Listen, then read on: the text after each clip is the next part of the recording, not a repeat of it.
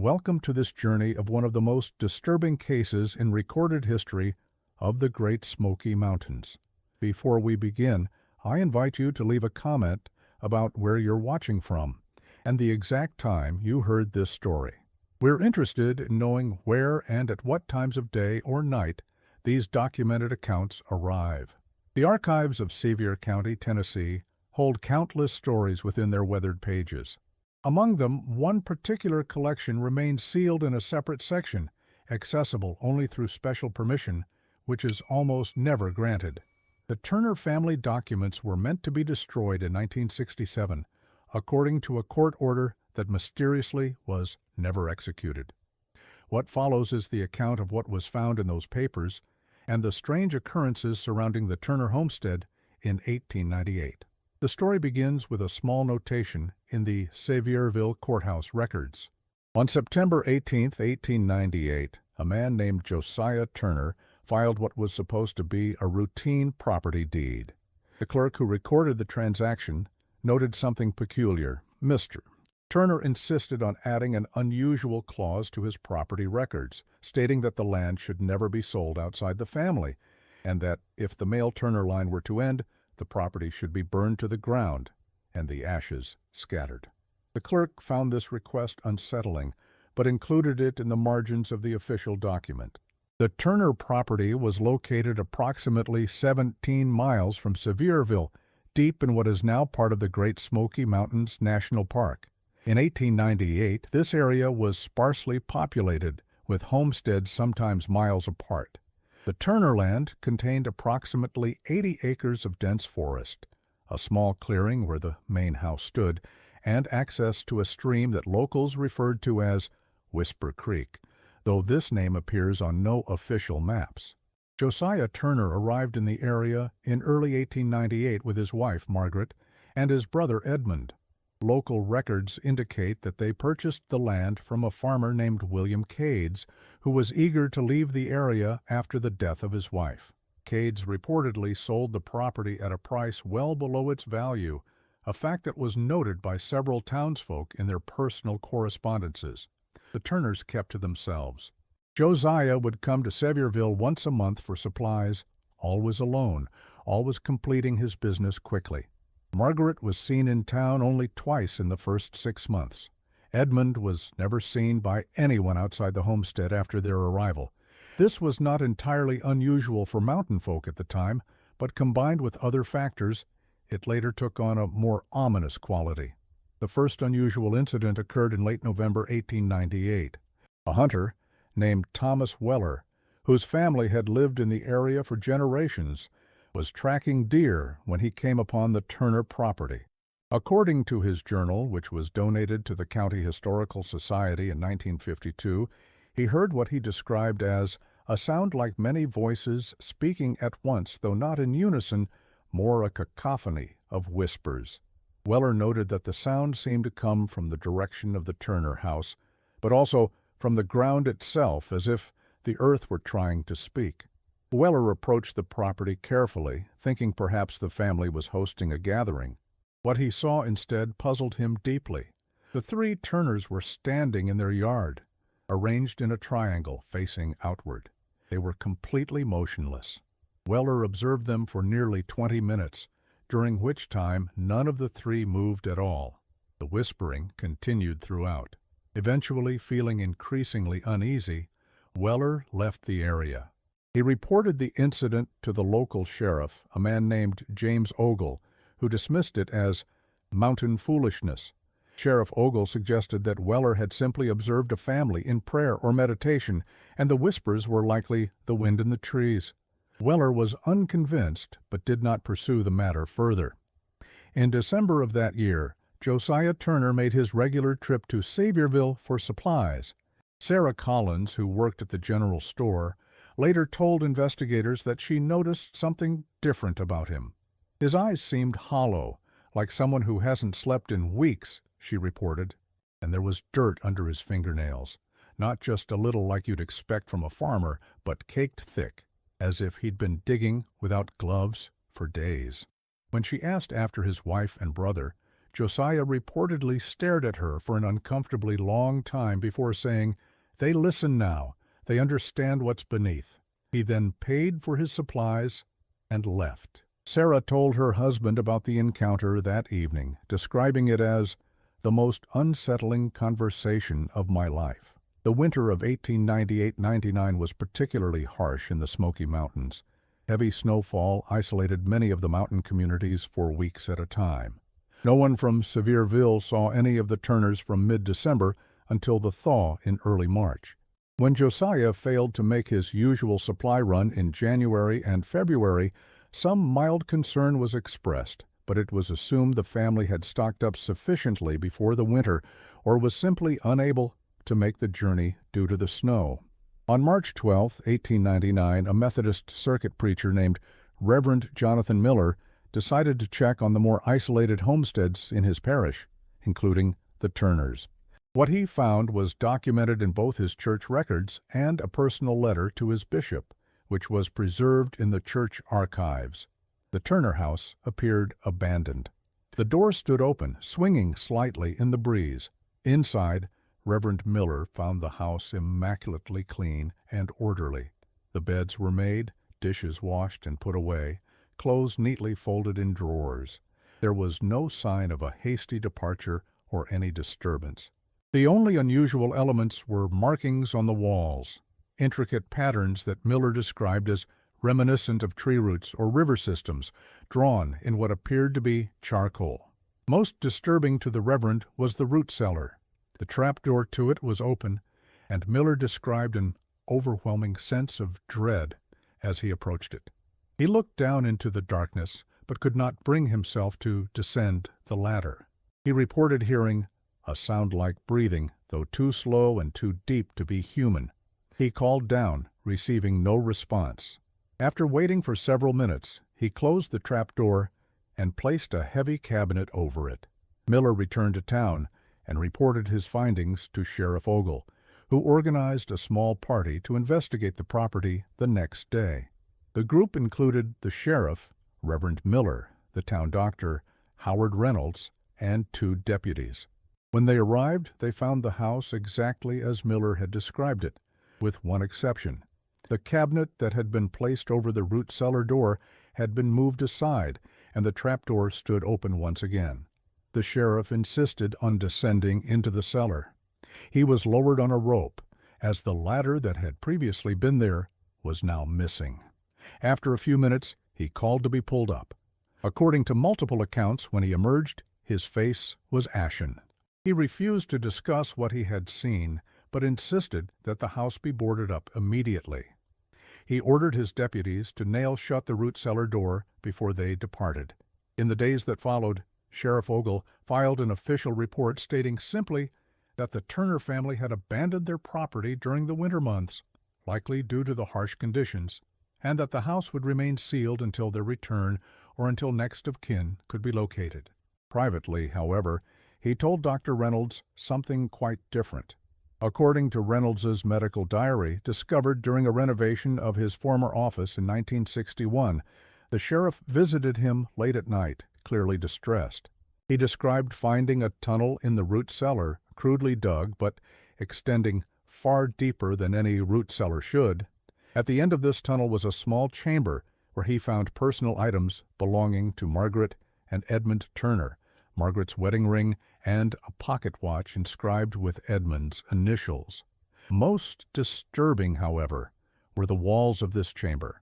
Reynolds quotes the sheriff as saying, "The walls were covered in handprints, small ones that must have been Margaret's, larger ones likely Edmund's, like they were trying to dig their way out with their bare hands. But, Doc, they were digging deeper, not up toward the surface." Sheriff Ogle never made an official statement about what he found, and he refused to return to the property. Within a month of the investigation, he resigned his position and moved away from Sevierville. His successor, Deputy William Lawson, ordered that the Turner property be left alone. Throughout the spring and summer of 1899, rumors circulated about the Turner homestead. Some claimed to hear whispering voices when passing nearby. Others reported seeing lights moving through the forest surrounding the property. like lanterns carried by unseen hands, according to one account. In July 1899, a survey team mapping the region for a potential railway expansion camped approximately half a mile from the Turner property, unaware of its history. The team's logbook, preserved in the Knoxville Historical Society archives, contains a troubling entry from July 23rd. The team leader, Samuel Bishop, wrote, "Terrible night. No one slept due to sounds from the direction of an abandoned homestead. Like digging, continuous digging. Sent Walker and Hayes to investigate in morning." The next entry, dated July 24th, states only, "Walker missing." Hayes returned with no memory of the morning's events. Packing camp and moving operations immediately. No further official investigations into the Turner property were conducted for nearly 2 decades. The house remained boarded up, and locals avoided the area entirely. The property was marked on county maps with a simple notation, "Private land, no access." In 1916, a historian from the University of Tennessee, Professor Walter Hammond, became interested in collecting the oral histories of the more remote communities in the Smoky Mountains.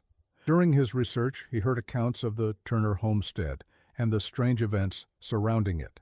Intrigued, he sought permission from the county to examine the property. The house had fallen into severe disrepair by this time. The roof had partially collapsed, and vegetation had begun to reclaim the clearing. Hammond noted in his field journal that despite nearly 2 decades of abandonment, a perfect circle around the house, approximately 30 feet in diameter, remained completely devoid of plant life. Hammond spent several days photographing and documenting the property. Most of his photographs and notes were stored at the university, but were unfortunately lost in a fire in 1947. However, excerpts from his journal were published in a small academic paper in 1919, and these provide some insight into what he found. The most significant discovery was a journal belonging to Josiah Turner, found hidden in a compartment beneath a floorboard in the main bedroom.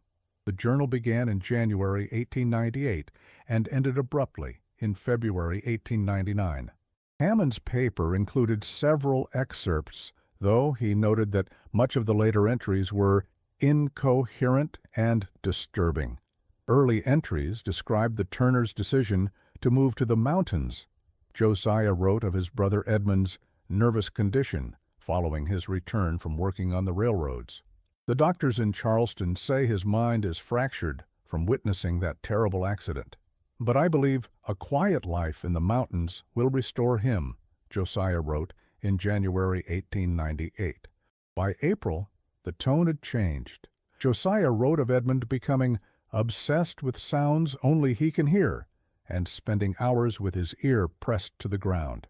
"Margaret tells me to send for a doctor, but the nearest alienist is in Knoxville, and I cannot bear the thought of committing my own brother to an asylum." A May entry described a disturbing development. "Edmund has begun digging in the root cellar, says he must go deeper. Margaret tried to stop him yesterday and came away with bruised wrists for her trouble.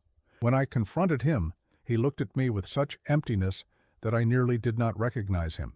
He said only, 'They're calling from below, Josiah. So many voices.' By August, Josiah's own writing began to show signs of disturbance. 'I hear them now, too,' he wrote. 'At first I thought it was the wind or water running through underground caves, but there are words in it, ancient words. They speak of things buried long ago, not just objects, but knowledge. Edmund was right to dig. We must go deeper.'" The final legible entry, dated February 3, 1899, read, "Margaret has finally understood. She resisted for so long, poor thing. She wept as we began to break through the stone, but now she works alongside us with the same purpose. We are so close now. The voices are constant, clearer. They promise us understanding beyond anything known to mankind. The cold does not touch us anymore. Nothing of this world touches us anymore." Hammond's paper noted that the remainder of the journal contained only increasingly abstract drawings resembling complex root systems or mycelial networks. The final pages were stained with what Hammond believed to be blood. Most disturbing was Hammond's description of the root cellar. Despite the sheriff's report from 1899 stating that it had been nailed shut, Hammond found it open.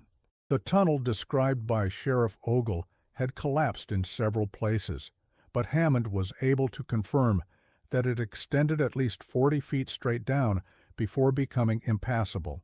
Hammond's account drew little attention outside academic circles, and his paper was largely dismissed as sensationalism by his colleagues. Following its publication, he took a leave of absence from the university and reportedly traveled to Europe. University records indicate that he never returned to his position. In 1927, the creation of the Great Smoky Mountains National Park began, with land being purchased from private owners throughout the region. The Turner property, having no clear owner, became the subject of a brief legal dispute. Eventually, it was determined that the land would be incorporated into the park, and any remaining structures would be demolished. The demolition crew arrived in the summer of 1929. According to the foreman's report, filed with the National Park Service and uncovered by a researcher in 1963, the crew experienced unusual difficulties at the site. Tools would disappear or break inexplicably. Several workers reported feeling ill, describing symptoms like severe headaches and disorientation. Most significantly, the report states that when excavation began for removing the house's foundation, the workers discovered that the root cellar tunnel was no longer collapsed. It had somehow been cleared and now extended well beyond the depth our equipment could measure. The foreman halted the work and requested guidance from his superiors. The response, sent by telegram and preserved in the park's archives, was unambiguous. Fill tunnel completely. Use concrete if necessary. No further excavation. Demolish all structures. Do not include specific details in final report. The demolition was completed by the end of July 1929. The foreman's final report stated simply that all structures had been removed and the land returned to its natural state. A handwritten note added to the file by an unknown park official indicated that the area should not be developed for camping or hiking trails. For decades, the Turner property remained an unremarkable and unvisited section of the national park. Occasionally, hikers would report unusual experiences in the general vicinity, unexplained sounds, sudden temperature drops, or an overwhelming sense of dread that would cause them to change their route. These reports were generally dismissed by park rangers as the effects of imagination, combined with the natural sounds and sensations of the dense forest. In 1965, a geological survey of the park was conducted to map underground water systems. When the team reached the former Turner property, their equipment registered what appeared to be a massive cavity beneath the surface, far larger than any natural cave system known in the region. The lead geologist, Dr. Robert Mansfield, requested permission to conduct a more detailed survey of the area. What happened next is documented only in classified reports that were partially declassified in 1967 as part of a larger review of National Park Service records. According to these documents, a specialized team was assembled to investigate the cavity using advanced sonar equipment. The team established a base camp at the site in October 1965. 3 days into the survey, all communication with the team ceased. A rescue party found the camp abandoned, the equipment still running. The sonar readings, which were recovered, showed that the cavity was not natural. It appeared to be a vast network of tunnels extending at least 300 feet below the surface, with dimensions and patterns that, according to one analyst, suggest deliberate construction rather than natural formation. The incident was quickly contained. The official report stated that the survey team had been evacuated due to dangerous conditions caused by an unexpected ground subsidence. In reality, according to a personal letter written by one of the rescue party members that surfaced during a 1980 estate sale, the team was never found. Following this incident, the area was quietly designated as restricted.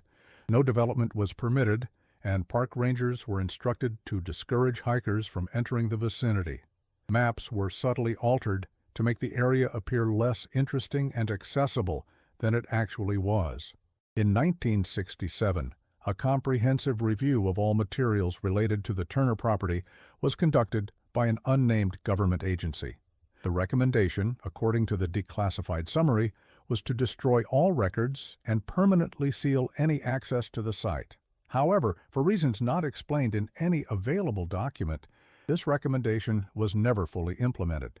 The records were gathered and placed in a sealed archive in the Sevier County Courthouse, where they remained untouched until 1968, when a graduate student named Elizabeth Chen discovered references to them while researching the formation of the national park. Chen's subsequent investigation forms the basis of much of what is known about the Turner case today. Her research notes, which she compiled with the intention of writing a thesis on the subject, provide the most complete timeline of events. However, she never completed this thesis.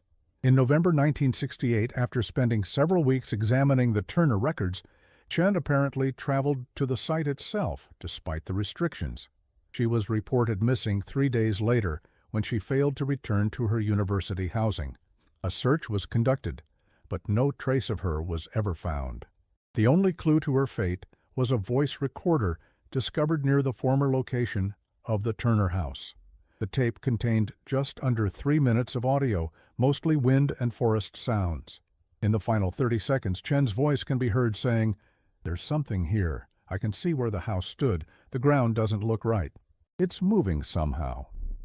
This is followed by a sound that audio analysts have variously described as wind in a confined space, or multiple voices whispering simultaneously. Chen's final words on the tape are, "I can hear them now. They're still down there, still digging." Following Chen's disappearance, the Turner records were removed from the Sevier County archives and reportedly transferred to a federal facility. Their current location, if they still exist, remains unknown. The site itself was subject to an extensive controlled burn in 1969, officially described as a forest management operation. Satellite imagery from subsequent decades shows that the area was one of the slowest in the park to recover from this burn, with vegetation returning in an unusual pattern that some have likened to the root-like drawings found in Josiah Turner's journal. What few people realize is that prior to the Turners' arrival, the land had a history of its own.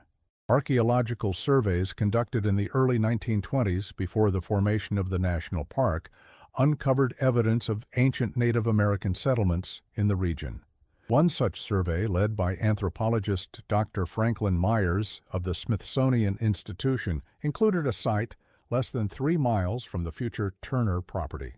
According to Myers' field notes, which were published in a limited academic journal in 1924, the team discovered what appeared to be a ceremonial site dating back approximately 1,000 years. The most notable feature was a circular arrangement of stones surrounding a pit that had been deliberately filled with alternating layers of charcoal and clay. Myers noted that local Cherokee guides refused to approach the site. When questioned about this reluctance, one elder reportedly told Myers, "That place is where the earth speaks. Our ancestors sealed it long ago. It should remain sealed." The guide would not elaborate further, despite Myers' persistent questioning. The team recovered several artifacts from the site, including pottery fragments with unusual designs that Myers described as unlike any known Cherokee or regional patterns. Most significant was a stone tablet, approximately 6 inches square, covered in markings that defied translation. Myers noted that the markings bore a striking resemblance to complex root systems, a description eerily similar to the drawings found in Josiah Turner's journal decades later. The tablet was sent to the Smithsonian for further study, but was reportedly lost during transit. Myers' attempts to relocate the site the following year were unsuccessful. He reported that the landscape seemed somehow altered, with key landmarks missing or changed. This historical context adds another layer to the Turner mystery. Was there something about this particular section of the Smoky Mountains that had been recognized and feared long before the Turners arrived? Did Edmund Turner, with his nervous condition, somehow become sensitive to what the Cherokee elder called the earth speaking? The connections between these disparate events went largely unnoticed until 1952, when a folklorist named Dr. Eleanor Blackwood began collecting oral histories from elderly residents of communities that had been displaced by the creation of the national park. During her research, she interviewed a man named Thomas Cades, then in his 80s, who claimed to be the nephew of William Cades, the man who had sold the property to the Turners in 1898. According to Blackwood's notes, preserved in the University of Tennessee archives, Thomas Cades shared a disturbing family story. His uncle William had not left the property merely because of his wife's death, as official records indicated. Rather, William's wife Martha had experienced increasingly troubling episodes of what Thomas described as listening spells. She'd press her ear to the ground for hours, Thomas told Blackwood. Uncle William would find her like that, sometimes in the middle of the night, lying flat in the yard with her ear to the dirt. When he'd ask what she was doing, she'd say the same thing. "They're talking down there, so many voices. They're telling me to dig." Martha Cades's condition deteriorated over several months. According to Thomas, she eventually began digging holes throughout the property, some as deep as 6 feet. William would fill them in, only to find new ones the next day. Eventually, Martha focused her efforts on the root cellar, digging ever deeper. Thomas claimed that his uncle found Martha one morning at the bottom of a shaft she had dug, approximately 12 feet below the cellar floor. She was unresponsive, her fingers bloody from digging through the hard-packed earth and stone. She died 3 days later without ever speaking again. William Cades, desperate to escape the property and its memories, sold it to the first interested buyer, Josiah Turner. Thomas claimed that his uncle tried to warn Turner about what had happened, but Turner dismissed it as superstition. William Cades moved to North Carolina and never returned to Tennessee, refusing even to discuss his former home. Blackwood found this story compelling enough to attempt to verify it through official records.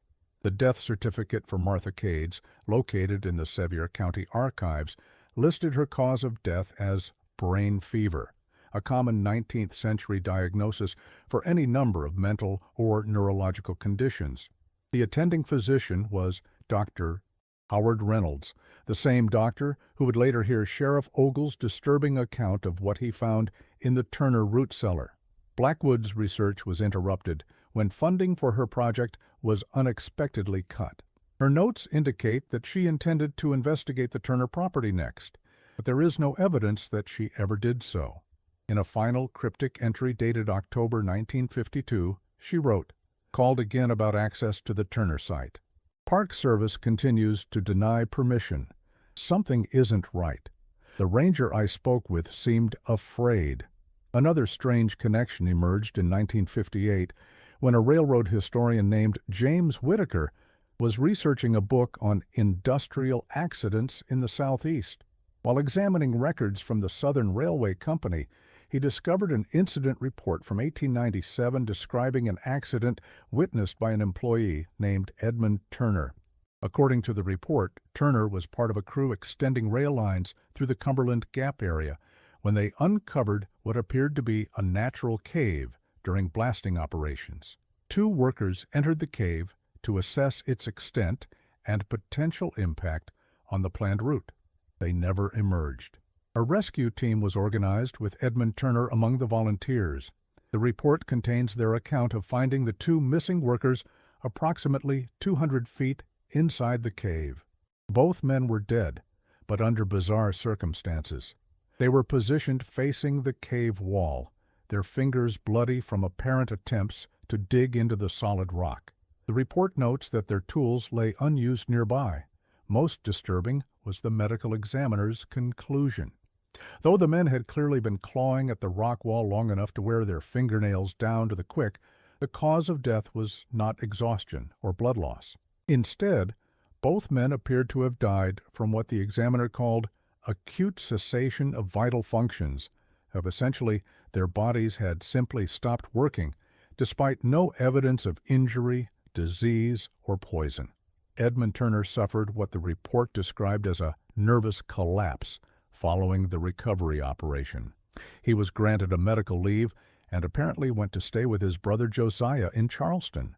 4 months later, the brothers and Josiah's wife, Margaret, moved to the remote property in the Smoky Mountains.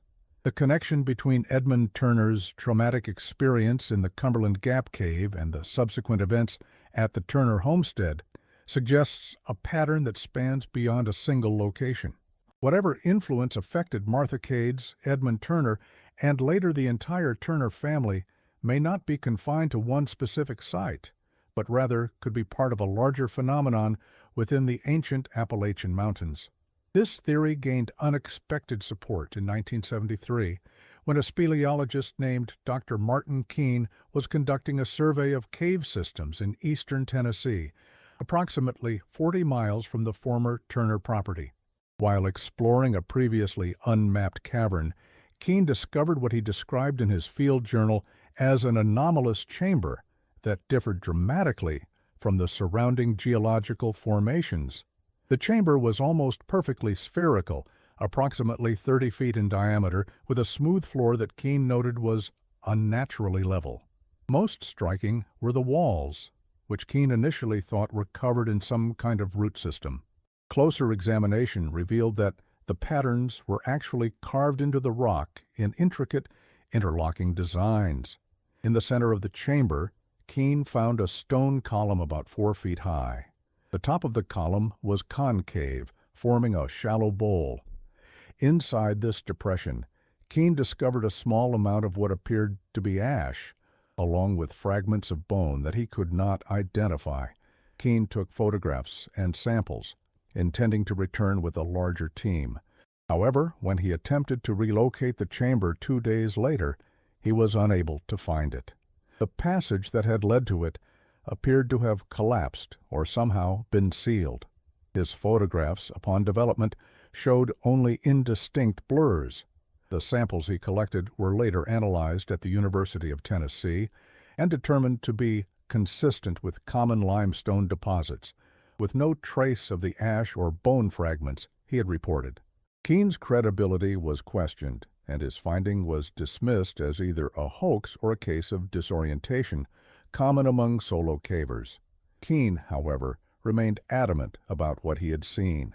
In a letter to a colleague, dated 1975 and discovered after his death in 1981, he wrote, "I know what I found.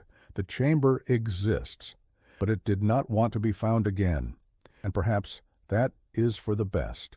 Since that day, I hear the voices sometimes, always at night, always when I'm alone. They speak from below, calling me deeper." Keene's experience, while often dismissed, echoes elements found in other accounts related to the Turner case: the intricate, root-like patterns, the sense of something ancient and deliberate, and, most disturbing, the voices calling from below. In 1985, the connection between these seemingly disparate incidents gained unexpected support from an unlikely source. A linguist named Dr. Rebecca Morris, specializing in extinct Native American languages, was examining photographs of the pottery fragments recovered from the ceremonial site near the Turner property in the 1920s. Morris noticed that what had previously been interpreted as decorative patterns might actually be a form of writing. After extensive analysis, Morris published a paper in the Journal of Anthropological Linguistics suggesting that the markings represented a previously unknown writing system that predated any known Native American script. She was unable to translate the markings but noted structural similarities to much older writing systems, particularly those of Mesopotamia. Most intriguing was Morris's comparison of these markings to the drawings found in Josiah Turner's journal.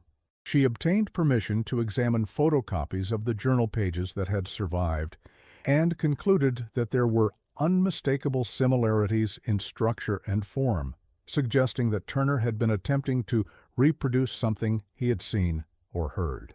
Morris's research took an ominous turn when she began experiencing what she described as auditory hallucinations, voices speaking in an unknown language, always when she was alone, always seeming to come from below. Her papers from this period show increasingly erratic handwriting and notes in the margins that match no known language. In April 1986, Morris took a leave of absence from her university position and traveled to the Smoky Mountains, ostensibly for field research. She never returned. A search located her car at a trailhead approximately 5 miles from the former Turner property, but no trace of Morris herself was ever found. The Morris case added to the growing list of disappearances and unusual events connected to the Turner mystery. It also suggested something even more disturbing, that mere knowledge of or attention to this phenomenon might be enough to attract its influence.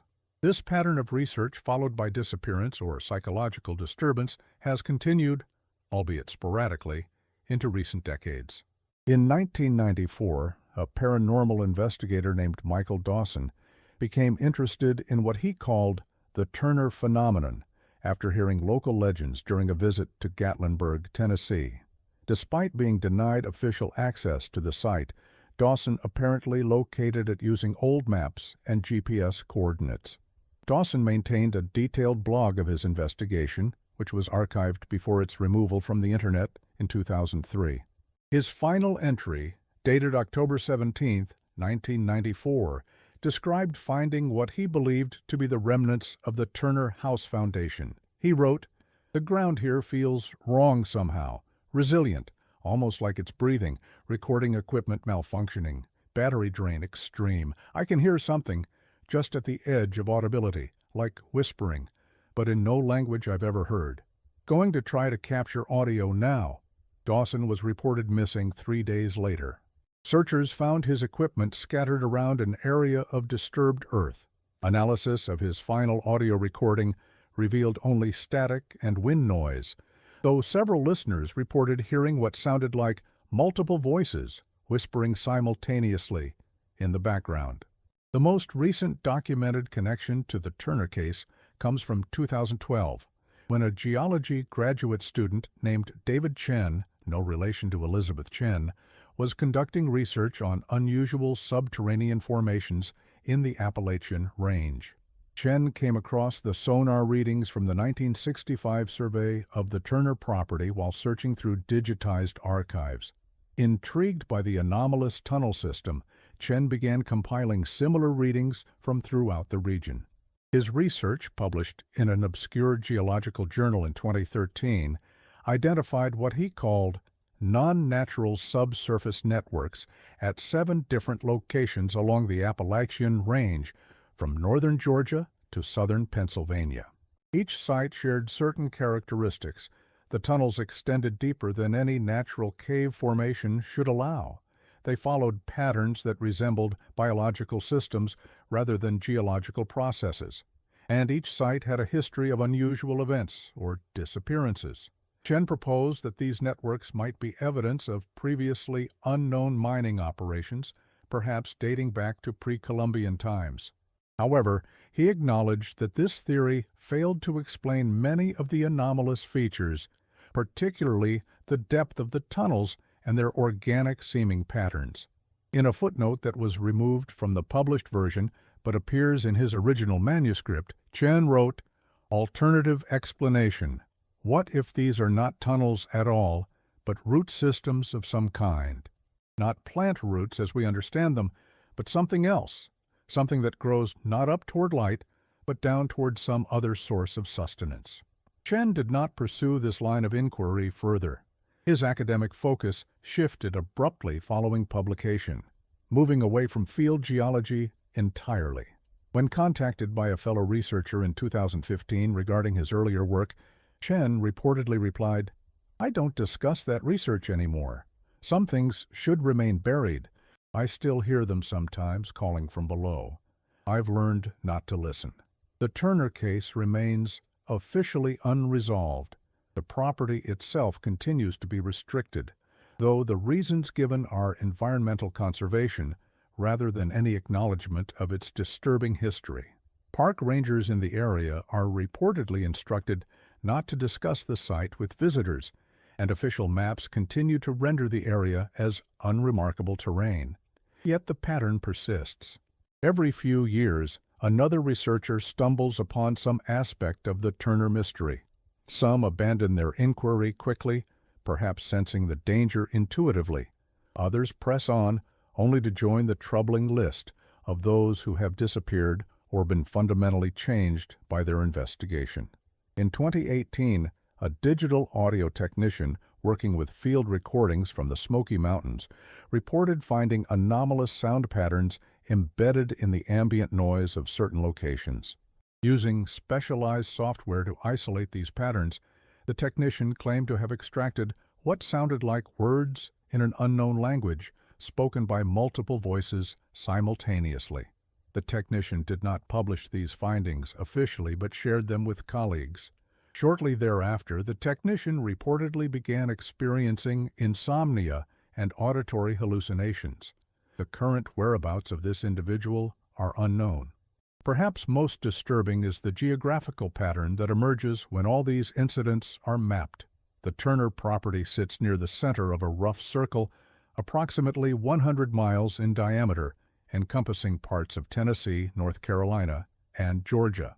Within this circle, there have been at least 27 documented cases of disappearances or unexplained psychological disturbances since 1898, all sharing certain elements, reports of voices or whispering from below, obsessive digging behavior, and in cases where writing or drawing was produced, the same intricate root-like patterns.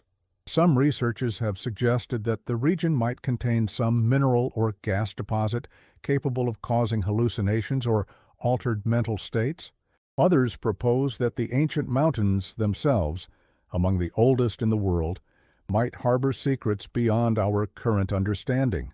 Perhaps even some form of sentience or consciousness that interacts with human minds in unpredictable ways. What is certain is that the Turner family encountered something in those mountains, something that transformed them, consumed them, and ultimately erased them from the world. Their experience was neither the first nor the last of its kind, merely the most thoroughly documented due to the preservation of certain records. The official position remains that the Turners abandoned their property during a harsh winter and were likely lost in the wilderness.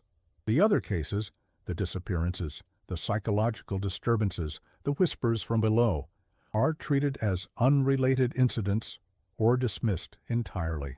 Yet the pattern continues, and somewhere in the ancient Smoky Mountains, in a location deliberately obscured on official maps, the ground remains strangely bare in a perfect circle where the Turner house once stood.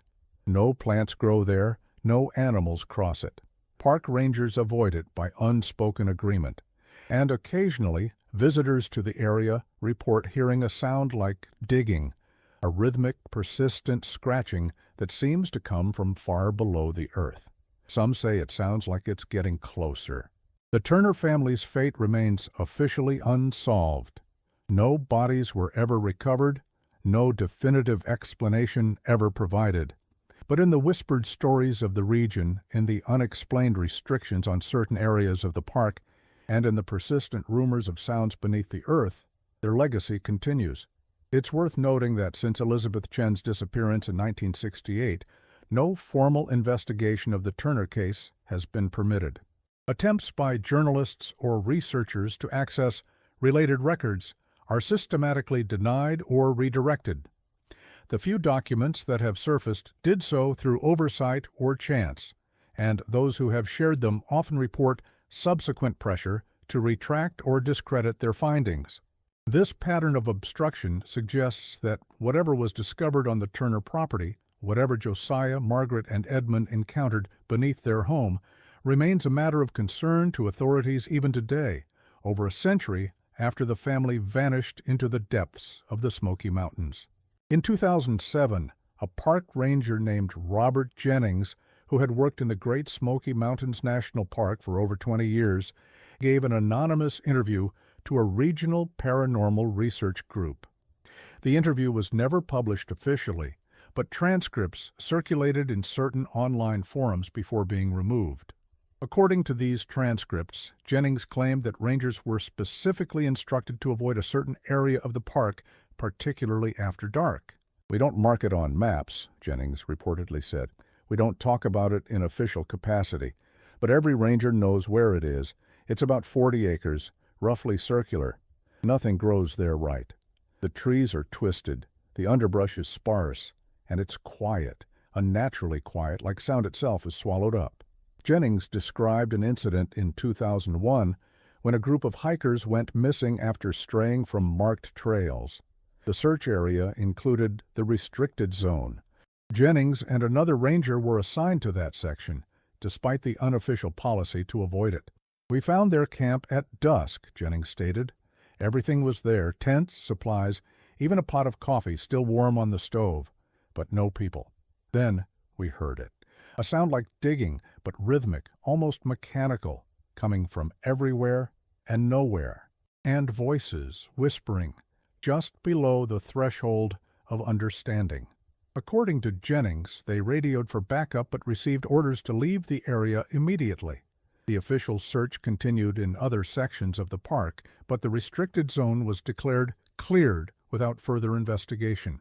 The missing hikers were never found, and the incident was attributed to wildlife attack. Jennings claimed that similar incidents had occurred at least 3 other times during his career, always with the same pattern. People disappear, evidence suggests they were in or near the restricted zone, a cursory search is conducted, and the case is quickly closed with a plausible but unsupported explanation. Most troubling was Jennings's description of changes to the restricted zone over time. "It's growing," he stated. "When I started in '87, it was maybe 20 acres. Now it's twice that. The dead zone just keeps spreading year after year, and the sounds, the digging and the whispering, they're getting louder." Jennings reportedly transferred to a park in Arizona shortly after giving this interview. Attempts to locate and verify his identity have been unsuccessful. In 2010, a cultural anthropologist named Dr. Amelia Warren began researching historical Cherokee legends about the Smoky Mountains region. During her work with tribal elders, she uncovered stories about a place called the Whispering Ground, a location the Cherokee deliberately avoided. According to these oral histories, which Warren documented in her field notes but never formally published, the Cherokee believed that something ancient lived beneath this area, something that predated not only their people, but humanity itself. They described it as the old hunger that speaks through the earth. The stories told of a time many generations ago when a band of Cherokee hunters entered this forbidden area during a particularly harsh winter, desperate for game. Only one hunter returned, forever changed. He spoke of voices that called from beneath the ground, promising knowledge and power. His companions had listened too closely and begun to dig, first with tools, then with their bare hands when the tools broke, and finally with their broken fingers when their hands were bloodied and raw. The sole survivor warned that whatever dwelled beneath the earth was patient beyond human understanding. It did not need to hunt or chase. It simply waited whispering until someone listened. Then it would take them, not physically but mentally, compelling them to dig ever deeper, to open the way. The Cherokee established a boundary around this area, marked by stone cairns. They performed rituals each spring to keep the whisperer sleeping. These practices continued until the Cherokee were forcibly removed from their ancestral lands in the 1830s during what became known as the Trail of Tears. With their departure, the ritual ceased, and whatever was contained within that boundary was left unattended. Warren's research places the location of the Whispering Ground in the same general area as the Turner property. She also noted similarities between the Cherokee legends and stories from other indigenous groups throughout the Appalachian region, suggesting that knowledge of and concern about this phenomenon predated European settlement by centuries. Warren's field notes end abruptly in November 2010. Her last entry mentions hearing something like distant voices while working late in her university office. She took a leave of absence shortly thereafter and has not returned to academic work. Colleagues report that she moved to New Mexico and refuses to discuss her previous research. The year 2014 brought a scientific dimension to the Turner mystery when a geologist named Dr. Paul Harrison conducted a study of soil samples from various locations in the Great Smoky Mountains National Park. The purpose of this study was to analyze the effects of acid rain on forest ecosystems, but Harrison discovered something unexpected in samples taken near the restricted area. The soil contained unusually high concentrations of a rare earth element called thulium, which typically occurs only in minute traces in nature. More puzzling was the distribution pattern of this element. It appeared in concentric rings, with concentrations increasing toward what Harrison identified as a central point. This central point corresponded approximately to the location of the former Turner property. Thulium itself is not known to cause hallucinations or psychological disturbances. However, Harrison noted in his published paper that the particular isotope found in the soil samples was unstable in a way not typically seen in naturally occurring thulium. He suggested that this instability might produce low-level radiation or other emissions that could potentially affect neurological function. Harrison proposed a follow-up study with more comprehensive sampling and analysis. His request for research permits was denied by both the National Park Service and the Department of the Interior.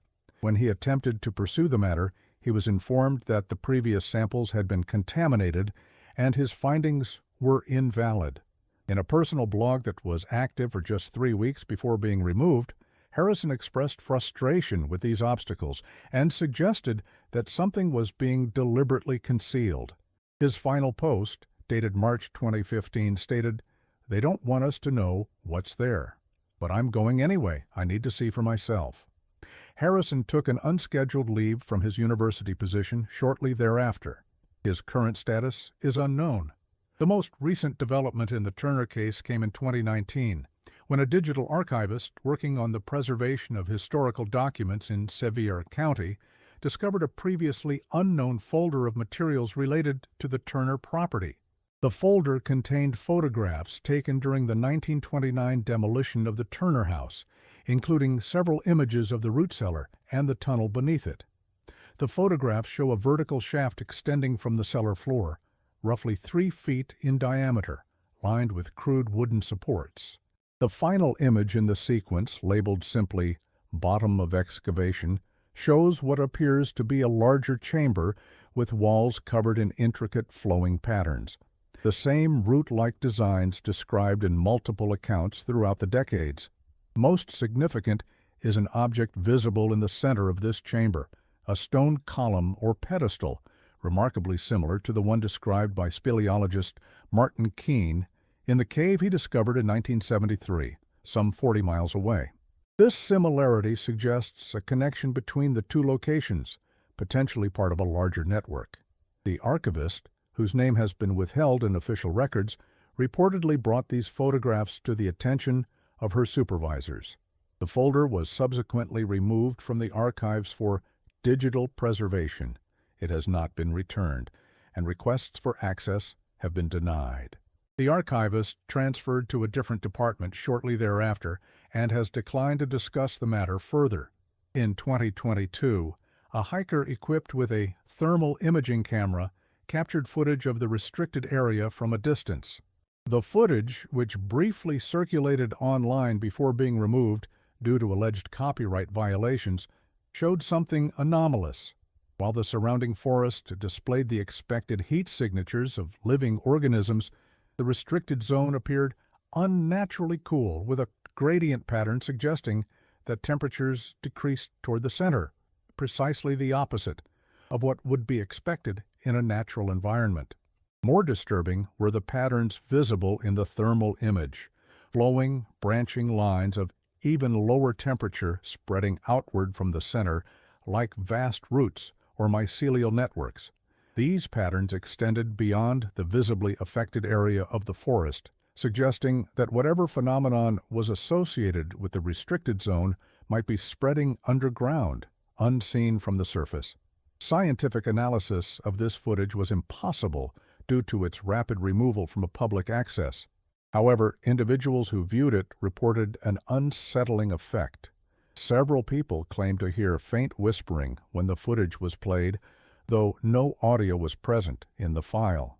Today, the Turner case remains one of the most persistent and disturbing mysteries in the Appalachian region. The property itself continues to be restricted, unmarked on official maps, and avoided by those who work in the park. Researchers who inquire too deeply find their access limited, their funding cut, or their evidence discredited. Yet the pattern continues: the disappearances, the whispers from below, the compulsion to dig deeper. And the restricted zone, according to unofficial reports, continues to expand year by year. Perhaps most unsettling is the suggestion, found throughout the various accounts spanning more than a century, that this phenomenon is not simply waiting to be discovered, but actively seeking discovery. The whispers call to those who come too close. They plant thoughts, ideas, obsessions. They promise knowledge, understanding, revelation.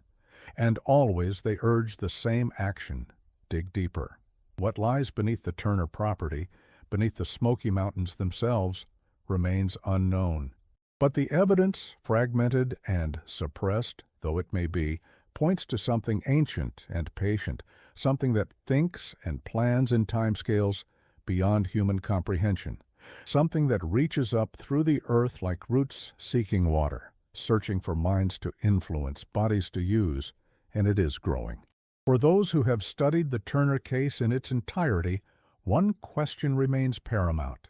Was the macabre fate of the Turner family an isolated tragedy, or merely one manifestation of a much larger, ongoing process? Are the whispers that called to Josiah, Margaret, and Edmund still calling today, finding new ears to bend, new hands to set digging? The evidence suggests that whatever began in that remote homestead in 1898 did not end with the disappearance of the Turner family. It continues, spreading slowly but inexorably through the ancient mountains, patient as stone, persistent as roots breaking through concrete. In the words attributed to Sheriff Ogle after his descent into the Turner root cellar, "Some things should stay buried. But I fear that what's down there doesn't plan to stay buried much longer." If you find yourself hiking in the Great Smoky Mountains, in a section where the forest grows strange and silent, where the ground feels somehow different beneath your feet, remember the Turner family, and if you hear whispers that seem to rise from the earth itself, promising secrets, knowledge, understanding, turn back. Do not listen too closely. Do not begin to dig. For some curses do not wait to be discovered. They call to us. They reach for us. They pull us down into the depths, one handful of soil at a time. And somewhere, in the darkness beneath the Smoky Mountains, the digging continues. The whispers continue. The Turner family's macabre legacy continues. Listen carefully tonight. That sound you hear. Is it just the settling of your home, the wind in the trees, the natural creaking of an old building? Or is it something moving beneath the floor, drawn by the telling of this tale, ready at last to rise?